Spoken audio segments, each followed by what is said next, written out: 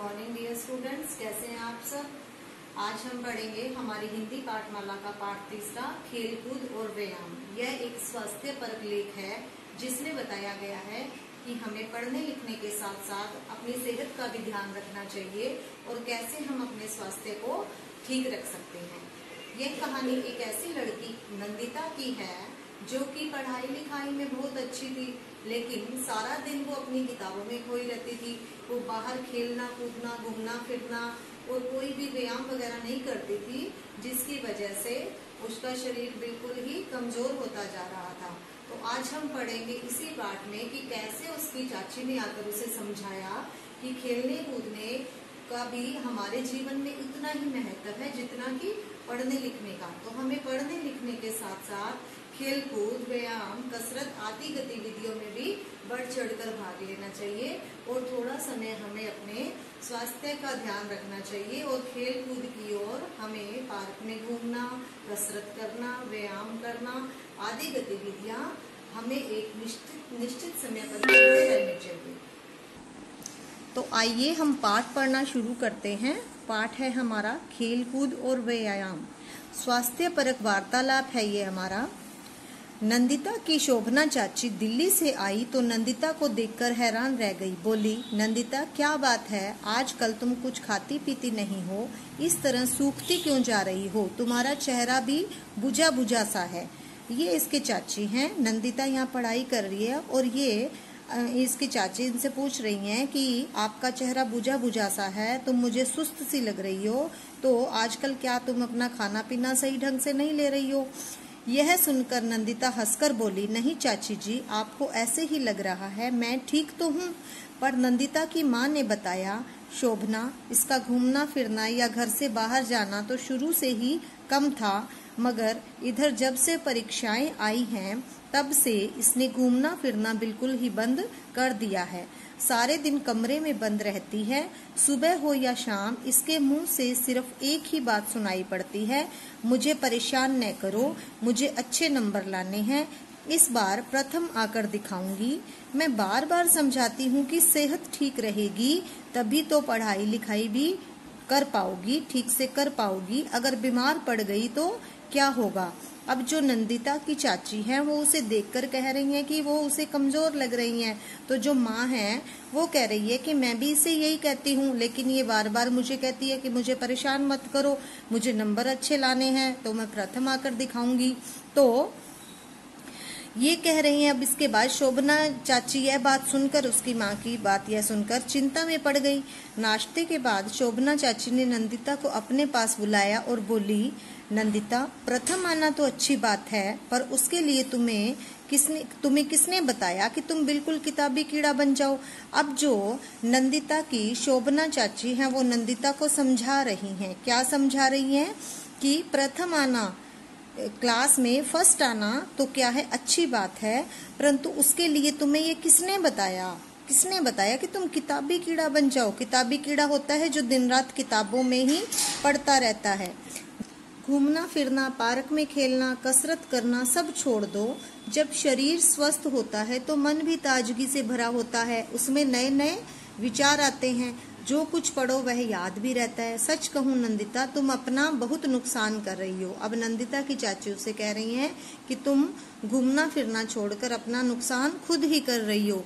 ये सुनकर नंदिता एक क्षण के लिए चुप रह गई, जैसे अंदर ही अंदर उसे अपनी गलती का एहसास पता चल रहा हो। धीरे से बोली, पर चाची जी, क्या मैं खेल कूद और व्यायाम कर सकती हूँ। शोभना चाची बोली, भाई ज्यादातर व्यायाम तो ऐसे हैं जिन्हें हम आराम से कर सकते हैं। अपनी अपनी शारीरिक जरूरत और रुचि के अनुसार उनमें से कुछ व्यायाम चुने जा सकते हैं। मतलब तुम्हारी शारीरिक जरूरत कैसी है, तुम्हारा शरीर कैसा है, उस हिसाब से, और जो व्यायाम तुम्हें रुचिकर लगते हैं, जो अच्छे लगते हैं, वो आप कर सकते हो।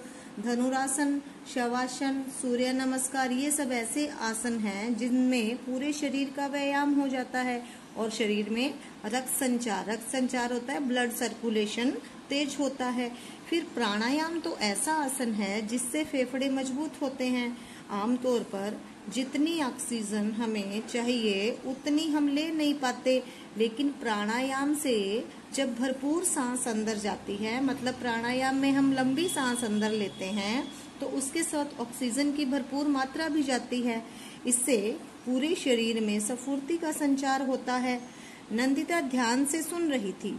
शोभना चाची आगे बोली, कुल मिलाकर योग हो या व्यायाम, इनसे शरीर के साथ साथ मन में ताजगी आती है और मन की एकाग्रता बढ़ती है।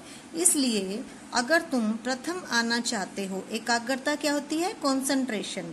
इसलिए अगर तुम प्रथम आना चाहती हो, तो अधिक नंबर लाना चाहती हो, तो तुम्हें खेल और व्यायाम से दूर भागने की जरूरत नहीं है, बल्कि शाम को थोड़ा समय निकालकर पार्क में खेल लोगी तो इसका फायदा होगा कि तुम कम समय में ही दुगना याद कर लोगी और परीक्षा में अधिक नंबर ले आओगी। अब सोचकर बताओ कि खेल और व्यायाम से फायदा है या नुकसान? मान लो खेल और व्यायाम करेंगे तो क्या होगा? उससे हमारा शरीर ताजगी से भर जाएगा और हम अपना पढ़ा हुआ जल्दी याद कर पाएंगे। अब नंदिता को समझ आ गया कि पढ़ाई के साथ साथ खेलकूद और व्यायाम भी बहुत जरूरी है। शाम को शोभना चाची पार्क में जाने लगी तो नंदिता बोली, ठहरिए चाची जी, मैं भी चलूंगी। पार्क में नंदिता ने दूर दूर तक फैली हरियाली को देखा। बच्चों को झूला झूलते देख उसमें मन में भी हिलोर पैदा हुई। हिलोर क्या होती है? तरंग पैदा हुई। वह भी झूला झूलने लगी। शोभना चाची पीछे से धक्का देकर उसे जोर जोर से झुलाने लगी तो वह बहुत देर तक हंसती खिलखिलाती रही।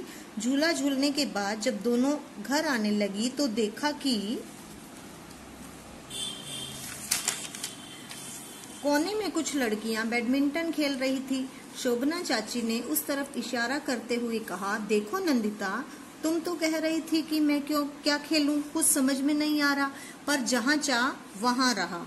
देखो वे लड़कियां कितने मजे से बैडमिंटन खेल रही है। जहां चाह वहां रहा मतलब जहां पर हमें हमारी रुचि के अनुसार हम चाहते हैं वहां पर कुछ ना कुछ रास्ता निकल आता है। तो देखो यहाँ पे भी रास्ता निकला है नंदिता के लिए। वे लड़कियां कितने मजे से बैडमिंटन खेल रही है।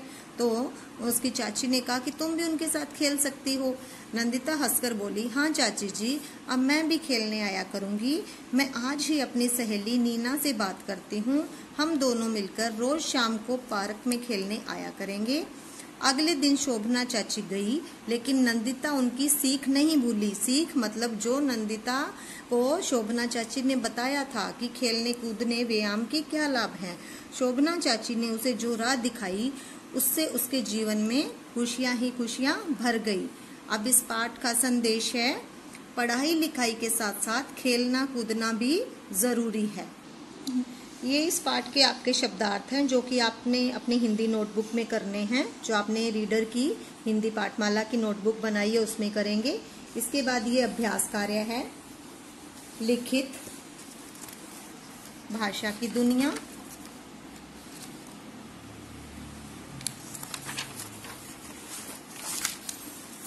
यहाँ पर आपको एक अनुच्छेद दिया गया है, उसमें जो सर्वनाम शब्द है उसको आपको रेखांकित करना है। रेखांकित क्या होता है? अंडरलाइन करना है।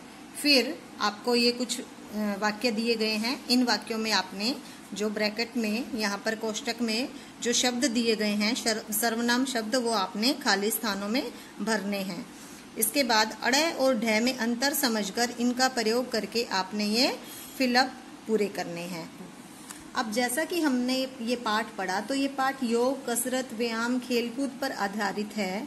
तो यहाँ पर देखिए, नीचे दिए गए आसनों को योग गुरु की देखरेख में करने का प्रयास कीजिए। योग गुरु या आप अपने माता पिता के समक्ष ये आसन करके दिखा सकते हैं। पहला, चित्रानुसार हाथ घुटनों पर सीधे रखकर वज्रासन में बैठिए। चित्रानुसार बैठकर पैर सीधे कीजिए, फिर दोनों हाथों से पैरों की उंगलियों को पकड़िए। चित्रानुसार दोनों हाथ ऊपर करके पंजों पर खड़े हो जाइए। चित्रानुसार अपने दोनों पैरों के अंगूठे छुइए। ध्यान रहे घुटने एकदम सीधे होने चाहिए। चित्रानुसार मतलब चित्र के अनुसार एक पैर दूसरे पैर के घुटने तक ले जाइए और रखिए वहां पर थोड़ी देर और नमस्कार कीजिए। चित्रानुसार दायां हाथ सामने रखकर उसे दाएं ओर ले जाते हुए अंगूठे का नाखून देखिए। दायां हाथ सामने रखकर उसे दाईं ओर ले जाते हुए अंगूठे का नाखून देखिए। तो बच्चों, ये था हमारा पाठ 3। इसका अभ्यास कार्य और प्रश्नोत्तर आपको जल्द ही मैं PDF के माध्यम से भेज दूंगी। धन्यवाद।